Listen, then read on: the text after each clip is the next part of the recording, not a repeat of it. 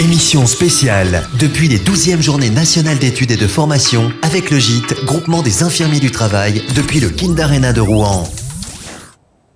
De retour à Rouen, nous sommes au Kind Arena pour vivre avec vous toute cette première journée de ces 12e journées nationales d'études et de formation dans le salon Anctil donc de ce Kind Arena à Rouen avec études et formations sur le thème de la santé au travail organisé par le GIT, le groupement des infirmières de santé, infirmiers de santé au travail. À mes côtés, nous avons Anne-Marie Moretti, intervenante ou intervenant en prévention des risques professionnels, IPRP. Et puis notre invitée est Sophie Fourneau, qui est infirmière de santé au travail, membre du comité d'organisation, une belle organisation, Sophie. Merci. Bah oui, j'en tenais à vous le signaler. Alors Sophie, première question toute simple, comment ça va là, maintenant que c'est lancé, tout ça?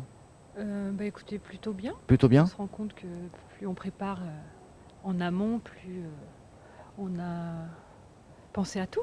Votre tâche, vous, dans ce comité d'organisation? En fait, moi, je débute en santé au travail. Donc, c'était un petit peu emmené par Valérie Vauris, qui a été ma tutrice pendant la licence que je viens de passer. Donc, c'est elle qui m'a un petit peu embarquée avec elle dans le bateau des JF. Donc moi, ça me permet de voir comment on organise un congrès, comment se passent les envers du décor, et puis commencer à me construire un réseau de connaissances, puisque j'ai pas encore commencé à exercer en santé au travail. Vous étiez où avant? Question toute bête. Je quitte là dans quelques jours le CHU de Rouen. D'accord. Pour intégrer lundi mon premier poste en santé au travail. Et pourquoi ce choix? Écoutez, avec les années, on subit ou on voit des soucis de santé au travail. Combien d'années au CHU? 15 ans. 15 ans. Donc, puis même dans d'autres professions avant, en tant que stagiaire ou des choses comme ça, on est amené à avoir des difficultés au travail, soit vécues soi-même, soit vécues par d'autres. Et puis on se dit à un moment donné, est-ce qu'on peut faire quelque chose pour, ou en tout cas quelque chose contre? Et puis, voilà, le parcours professionnel fait que moi, j'ai commencé à comprendre que la prévention était plus importante pour moi que le soin direct aux patients. Au bout d'un moment, on a envie d'empêcher les gens d'être malades plutôt que de les soigner. Et puis, après, voilà, il faut chercher quelles sont les voies qui peuvent nous mener vers ce type d'exercice professionnel. Voilà, vulgairement, on n'est pas toujours blindé quand on est dans la profession d'infirmière.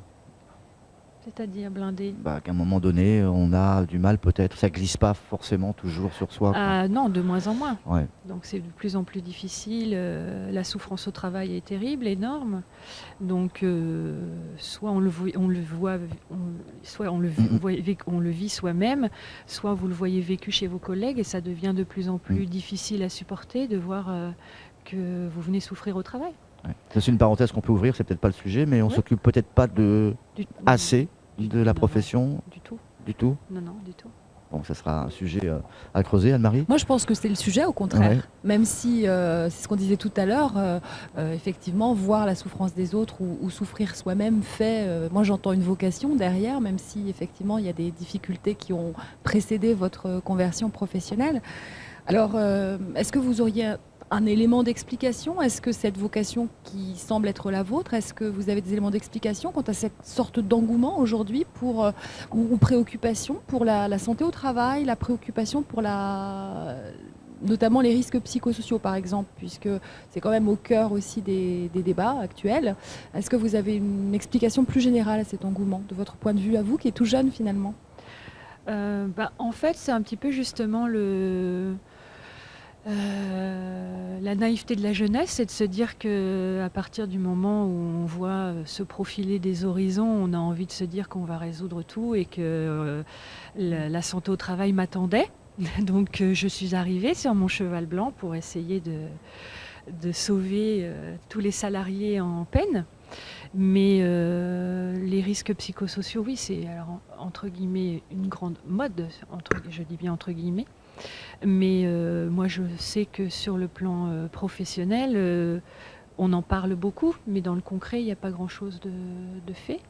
Et c'est quelque chose, en fait, c'est un peu fourre-tout, vous pouvez y mettre beaucoup de choses, et donc très difficilement définissable.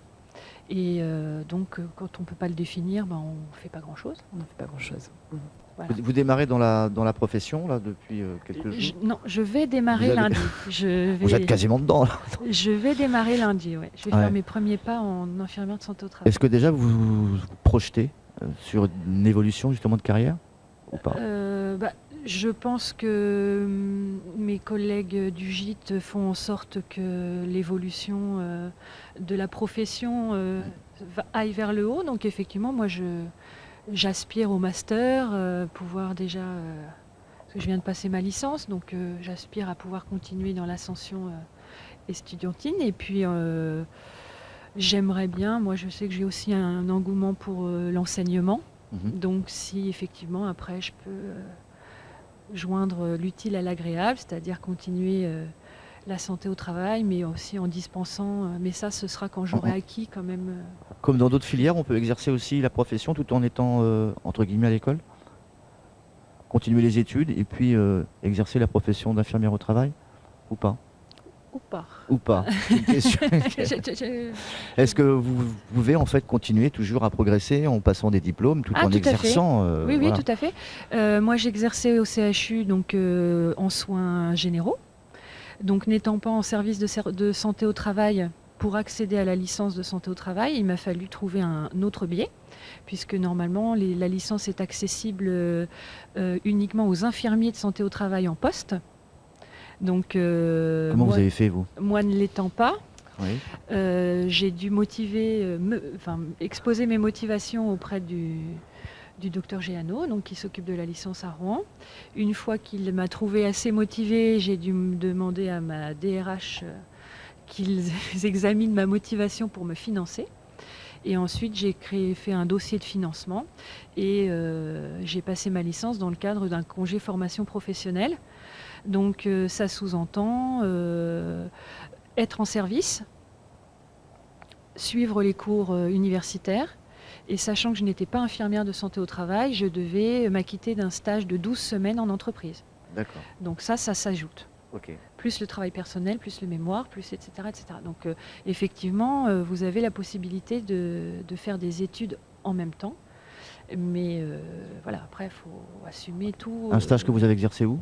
À la métropole. D'accord. Rouen-Normandie. Ok.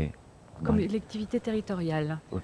On pourrait dire que c'est un parcours semé d'embûches, mais qui ne vous décourage pas. C'est-à-dire que vous faites déjà des projections sur votre devenir professionnel. C'est le début d'une autre carrière. Tout à fait. Avec enthousiasme. Moi, je le prends comme une page qui se tourne et un livre qui s'ouvre. D'accord. Donc là, vous nous donnez un bel exemple de parcours de reconversion. Et je crois qu'il faut souligner ici aussi le travail énorme qu'a fait le gîte pour mettre en place justement ces formations.